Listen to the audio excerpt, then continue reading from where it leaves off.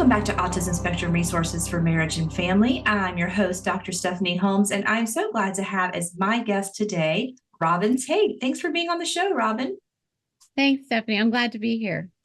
All right, let me tell you a little bit about Robin. I can't tell you everything because she's got more certifications and degrees than a thermometer. So you'll have to go and see her whole bio in the show notes. But Robin is a professionally trained coach with 10 years of teaching experience. She owns her own coaching and education practice, Robin Tate LLC. She is a neurodivergent woman, and we'll talk about that specifically in ADHD, and she has a lifetime of personal and professional experiences with autistic and ADHD adults. Lots of degrees, lots of certifications. Just trust me, this woman's got the training and the personal knowledge. And I'm so excited that Robin contributed to a chapter in a book that Dan and I are editing on Neurodiverse Couples, specifically looking at autism, faith, and marriage. And Robin is our executive function guru. So we're going to talk about all that kind of stuff today. So let's start with kind of ADHD in marriage, or this new thing called AuDHD, when somebody is both on the spectrum and ADHD. Where do you want to start our conversation today, Robin? Wow. I'm going to do a combo if that's okay. Sure. I'm in awe. I've been reading some new research that came out in 2023, just talking about this, overlap of autism, ADHD in the same person. And, how what they're finding is this completely different presentation, right? It is really its own, category. And the AuDHD, just to clarify that, is not a DSM or diagnostic title. It's a title that the neurodivergent community kind of came out and said, look, we have both, so historically, up until 2013, you could only have a clinician could only give a diagnosis of either ADHD or autism separately. So kind of with that happening, I'm sitting back and realizing, this is just logical to me, right? Like I'm almost like looking at like, what's new, right? And I think that lens is coming from my own personal experience, just going through a later life diagnosis and realizing at 30, just parts of my brain. And then over the last 20 years, seeing other aspects of my own brain.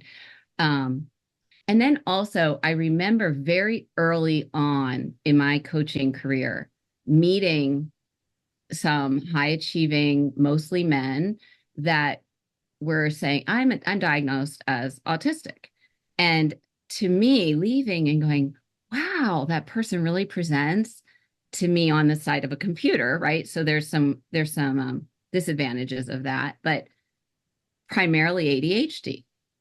And to me, it was just natural. My lens of coaching has three obstacles with people that are neurodivergent that typically come into play in some way: communication, regulation, or executive function.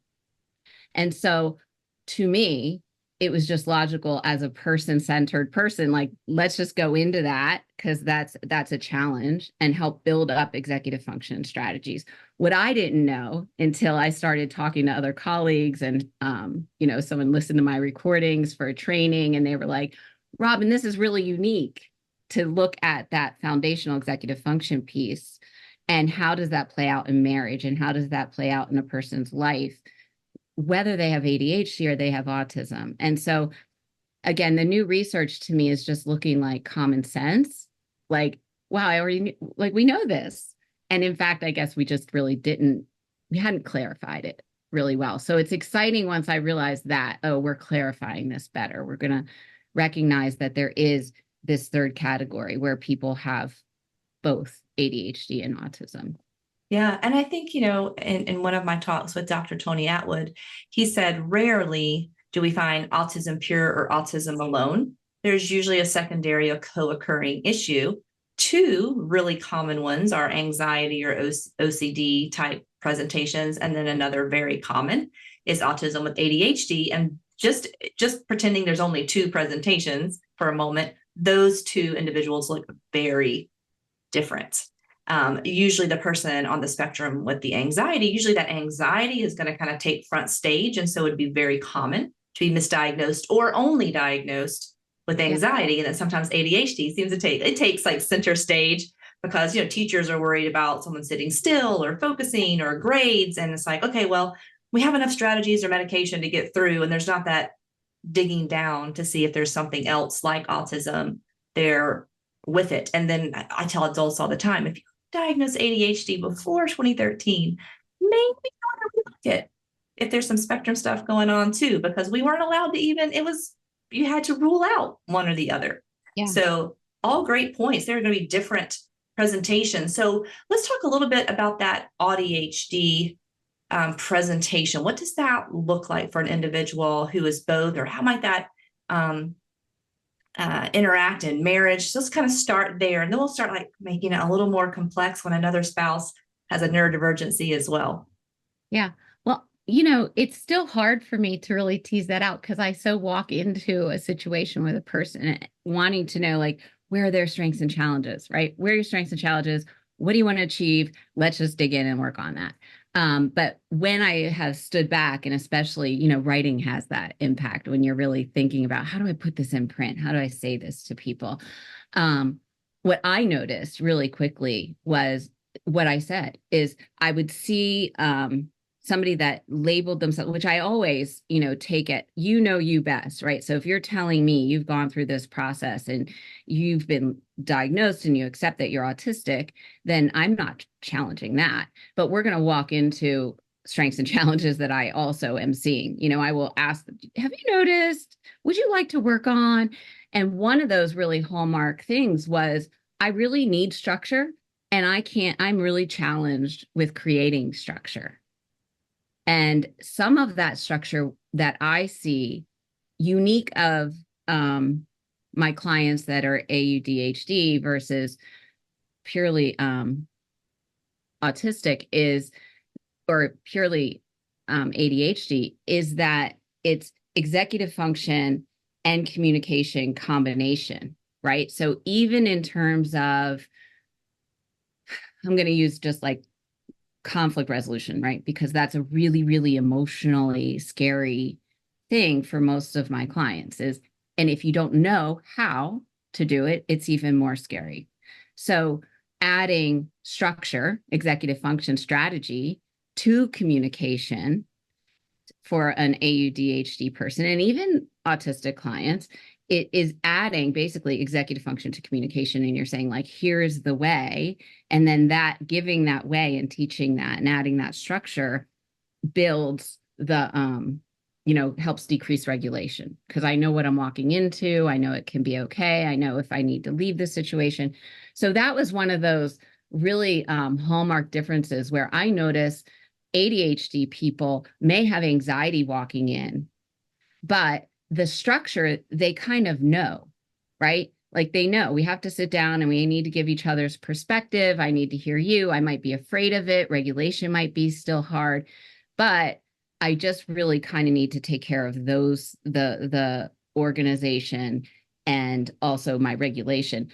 The communication part, if I can slow down and sit in it as an ADHD person, less tendency to need the structure given, if that makes, if that's making sense. Absolutely. And I think, as we talk executive function, again, those two presentations, someone more anxiety driven or autistic driven, that executive function, and you can explain more of the terms, might look more rigid or like it's too much executive function, so to speak.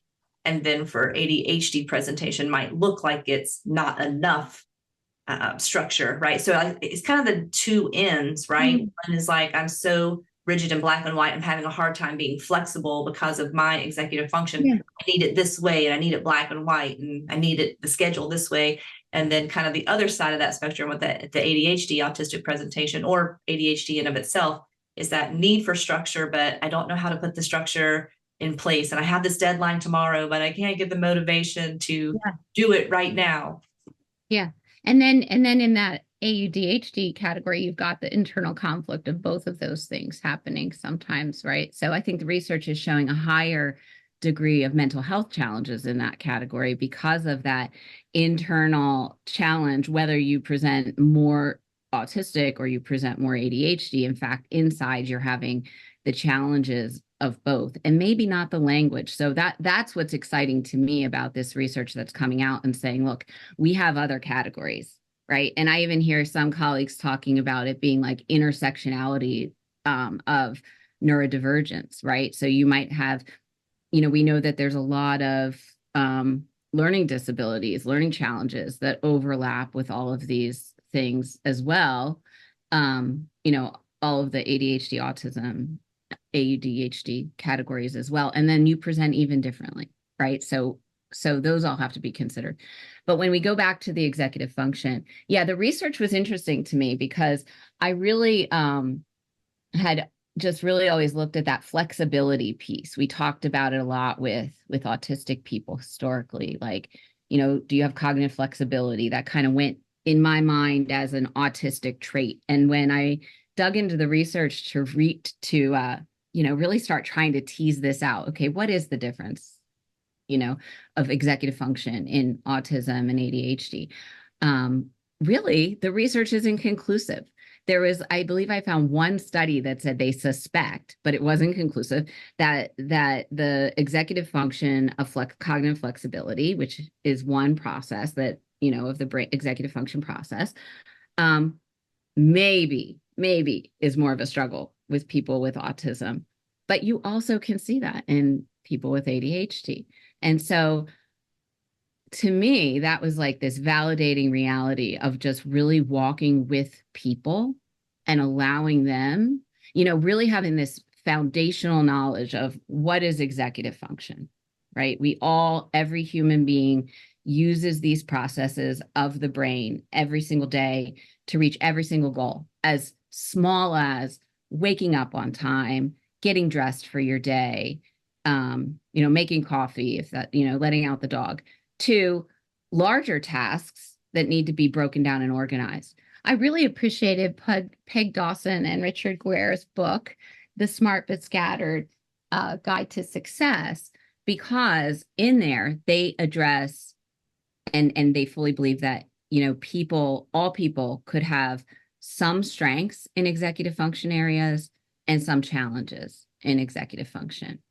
And I thought, wow, this is a great place for both people in a couple relationship to just have, we're always looking for these common places where everybody's feeling valued and everybody can grow. And it's not pathologizing one person or the other, but really honoring, like, we both have brain strengths and we both have brain challenges. And so what I appreciated about their work in saying that, and then they even have this great assessment, is that each partner could look at their own executive function, whether they think they have challenges or they don't.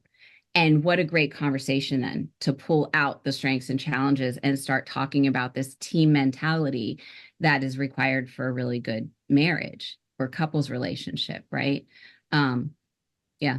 So going back to the ADHD and autism differences, when I saw that, like, oh, the cognitive flexibility isn't necessarily always hallmark of, an autistic person. Yes, maybe.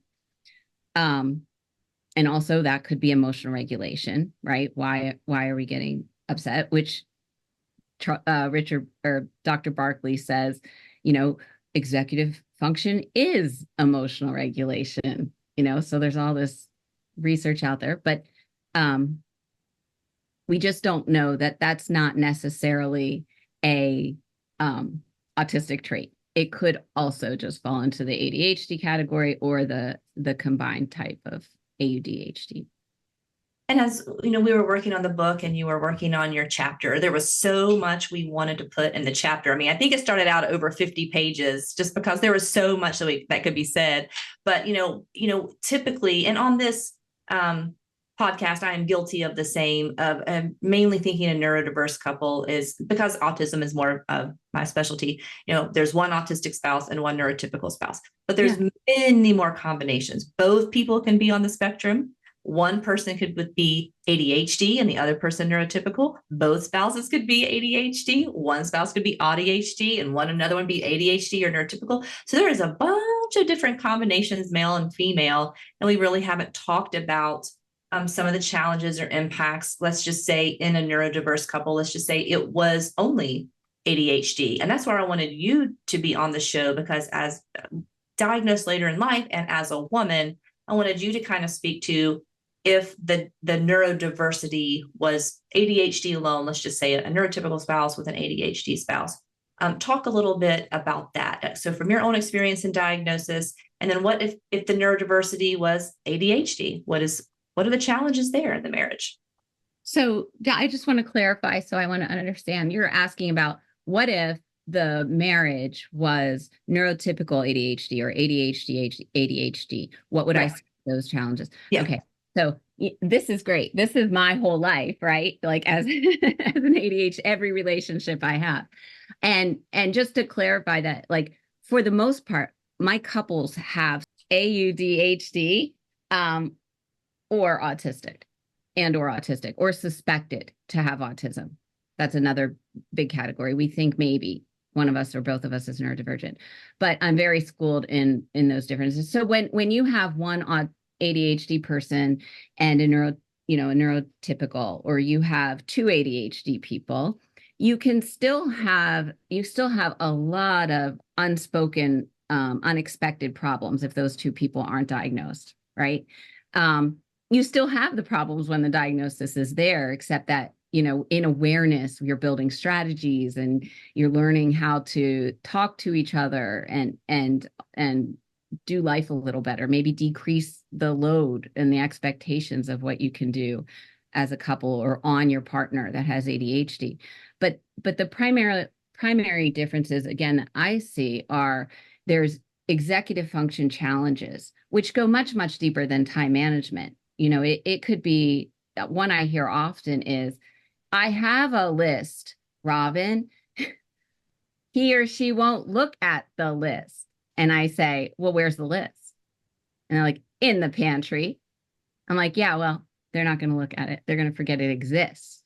Because with ADHD, there's this aspect of object permanence. In other words, when I put this thing away, I forget it exists. People with ADHD and combined autism ADHD can forget people exist. That can feel really offensive to a neurotypical person if they don't really understand it's a brain thing. And it's not that they forget you completely. It's just that, if 6 months, when I get back around to remembering to call you, I expect our relationship to be exactly the same. A neurotypical person might be offended. Like, I was expecting us to be in connection weekly or daily. And how could you forget me? So those are those differences of where do I put the honey-do list, or why doesn't my partner connect with me as much? That can happen when there's autism in the relationship, but the reason behind it is different. It's typically very rooted in executive function. And you pull the honey-do list out of the closet and you put it somewhere where it's in clear view and the person can see it. And that's a game changer. It's such a simple strategy, but it's a complete game changer. And it's interesting. Neurotypical partners have to really make this decision that I didn't realize was such a big decision. Do I want that out and ugly, messy looking because it's out in clear view, but I want success in my relationship and I want my partner, hitting the targets that we've established? Or, is it more important to me to put it in the pantry where it's out of the way?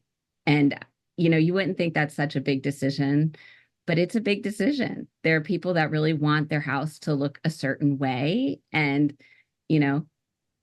I respect that, but it comes down to a couple's team decision then, so.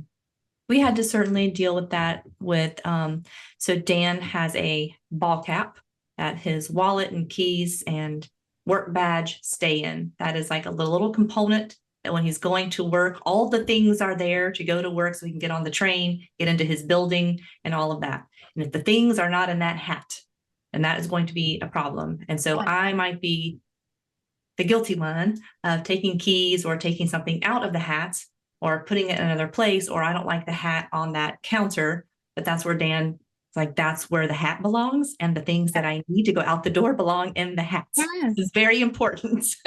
Oh, Okay. Oh, super, super important. Or like, and that's a real strategy. Like we talk about, put all the things you need to go right by the door, out the door, so that in the morning when you wake up, they're there and you will see them, right? So you guys are accommodating object permanence. And if you're not aware of that and you move one of those things, man, that can mess up a person's day unintentionally. Right. And do you see like how it sounds like you guys have experienced this on some level, but that conflict comes in, and without awareness of the brain difference, just like with our couples, that have autism, like that can cause conflict that we can't really name what it is. This is logical to me that thing doesn't need to be there, but it is very logical to the ADHD person, even if they don't know why, that thing has to be right there in that spot or they will forget about it. Yeah. So another strategy that will be common with ADHD people, and I own these, I live by these strategies. So my clients are not alone when I say, try this. To just, dry cleaning, for example, I had a client who's could not remember to get the dry cleaning out the door on the right day, over and over. And I said, well, tell me your routine. And his routine was basically leaving the stuff in his closet. And the night before, he was rehearsing, like, this is what I'm going to have to do in the morning. But the dry cleaning was not out in clear view. I said, can you just put that like in your doorway so you will literally trip over it? And he's like, he lived alone. So there was no neurotypical person as the obstacle. And he's like, okay, like a little apprehensively. And now, every week it's sitting in the doorway in his way, because what he realizes, I'm going to literally have to move it. And when I see that, I will take it with me, because I will remember, oh, today's the day. That's kind of my indicator. And I think the difference, which was kind of where we started this part of our talk, is when someone has autism, they also are struggling with the communication and the language part, right? Where the couples where there's ADHD, they may have social anxiety, but it's different. It's like, I impulsively make comments I wish I didn't in conversation. I talk too much. I interrupt people. Where the folks I have on the spectrum are a little more like, well, I didn't really even understand that language. I'm not sure what that person meant. I don't want to ask that question, or I'm not sure how to solve the problem, or even a big one that I started to notice was, I'm not sure what the role is that I play in marriage. I knew what it was to be a son, but nobody told me the transition to be a husband or a wife and like what that looks like. Where I've noticed like pure just ADHD, if that's a thing, which I suspect that Dr. Atwood's right, and that applies to ADHD also, that there's not really a, there's very little pure ADHD. But maybe ADHD where there's not autism, it's less of, I don't know how to communicate this, or I don't understand the language. It's more of the impulsivity of the situation, or the social anxiety of the situation, or am I going to make mistakes? Yeah. And I think one other thing that I see with autistic communication that can look like a person is more extroverted is maybe someone in a social situation kind of dominating the conversation to kind of be the one that starts the topic. So, and maybe doing it unconsciously, right? So they're kind of like, I'm going to start off the conversation with something I know and keep it going. When I'm ready to switch that topic, I'll switch the topic, and kind of dominating the conversation and switching. And so might look very skilled to other people, but also you kind of walk away like, it seems like Bob over here is always the one who steers the conversation. And that is a strategy, in a sense, to be kind of staying on top of that social interaction. Because I know Dan will tell me sometimes, like, if we're in a group, it's hard to follow, because he's got the both. Like hard to follow, and then when to interject, especially when 5 or 6 people are talking and keeping track of it. And then by the time I get a chance, he says to maybe say the thing I want, the topic's passed and then it's no longer relevant. And so I'll just be a good observer, I'll just observe the interaction, because it doesn't, unless it's started, it's hard to know when to kind of jump in. I imagine like the double Dutch jump rope is sometimes how neurotypical conversation can be going, and ADHD sometimes too. You got to really follow the ADHD conversation. If I'm talking to someone with ADHD, I like, you just throw the spaghetti on the wall, I'll follow you. You keep going, I'll try to catch Yeah. what Yeah. you're doing. Yeah. And then add in both. And that's a whole, that's a whole conversation. I love the research that's showing that, people with similar neurotypes are the most comfortable and get each other intuitively. And that I just think that's so validating of parts of my life, because I always, in conversation with ADHD women, especially, we could spend 3 or 4 hours having lunch because the conversation is so associative. But you get each other, and there's this like, oh, I don't have to be linear with you because you're not linear. And somehow we intuitively know that you're talking to another person who thinks like you, whether you know it's ADHD or you don't know it's ADHD. It's like this deaf people. I used to work with deaf and hard of hearing children. Deaf people have the same pattern of conversation, actually, where they'll just associatively go in this big circle, and intuitively they know, and ADHD people are the same. We're going to come back to that initial place that we started. It'll take as long as it takes. And when we get there, we'll both know and we're done, and autistic people talk about having that like radar of each other and that comfort. And, we find people that are friends with other autistic people, and it's intuitive of being together. And neurotypical people are the same.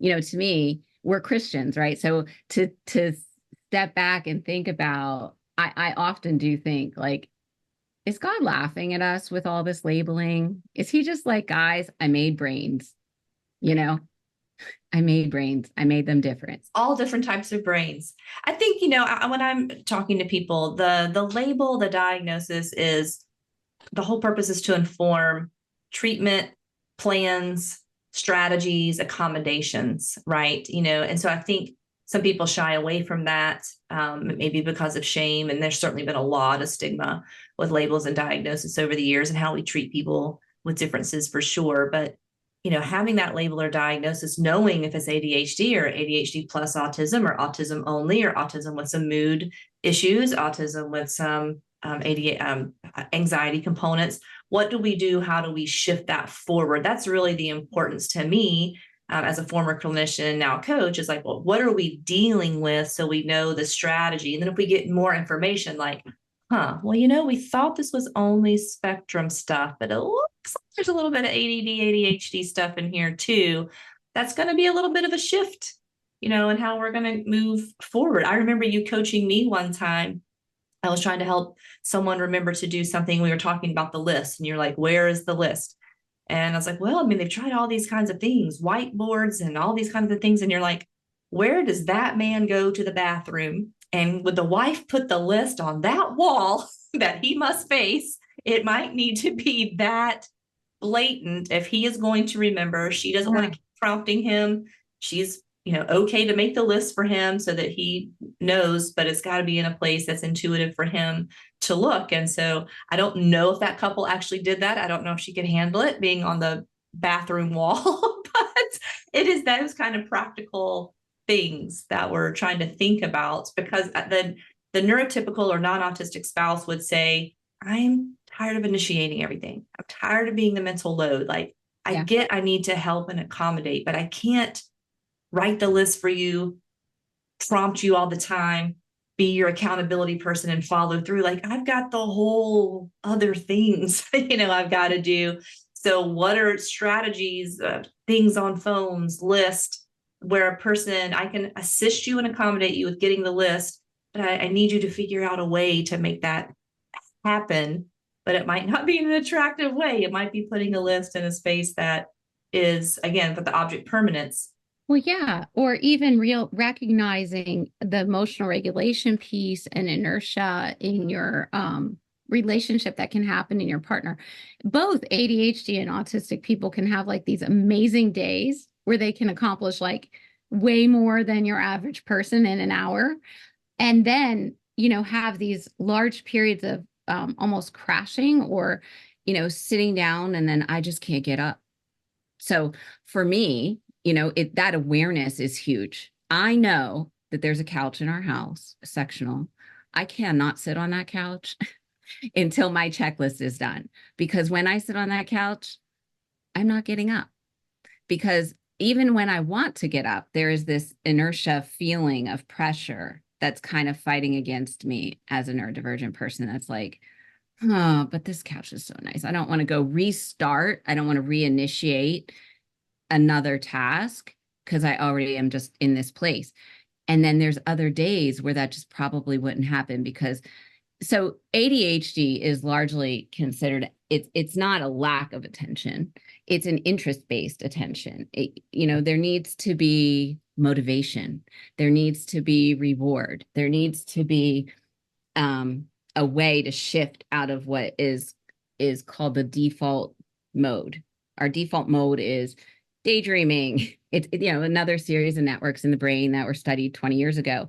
But ADHDers will stay there longer. And it's harder for them. The analogy I use is like, so if you want to switch out as a neurotypical of default mode, you turn on the light switch, right? Click. I'm out. As an ADHDer and a person with autism ADHD, it's more like either a dimmer. I need to slowly ease in, right? I need something that feels good and right, maybe some sensory experiences to move into that thing that it might feel hard to me, or I might just be challenged to get my attention in, even when I want to do it. Or you need like this, I imagine this big red button, right? Like I just need to hit it because when that button is like that high motivation thing, I'm going to get a reward out of this. I know that, I really want this. Maybe it's my passion, but there's a motivational factor in that, intrinsic or extrinsic. And I think that understanding that in your partner as a real thing is important. And it leads itself to how do we build a schedule that's realistic? Maybe we're not going to keep up with the Joneses, so to speak. We're not going to have our kids in as many activities. But is the quality of our life with more what's called white space or margins built in, is it going to be better? Are we going to connect better as a couple? Are we going to be a calmer, more satisfied family unit? I have started to say I'm the first generation in my family to be aware of my neurodivergence. In other words, I largely suspect both of my parents, one might have had autism and one had ADHD, but they weren't diagnosed. And this is a common story that those of us that are starting to recognize how our brains work and see, what was happening in our own lives in awareness can now look back and go, wow, they weren't aware. And therefore, out of the awareness, there was some level of chaos. And was that trying to keep up with the social norms that were put on them, or there were co-occurring mental health conditions, or addictions, because there's high addiction with ADHD and autism. Regardless, I think it's very encouraging that this, to be part of the generation, the first generation of awareness, to say, okay, we're going to do it different. We can do it different. We can build margins in our lives. We can account for who we are as people, and we can be loved by. We deserve to be loved by people who get it.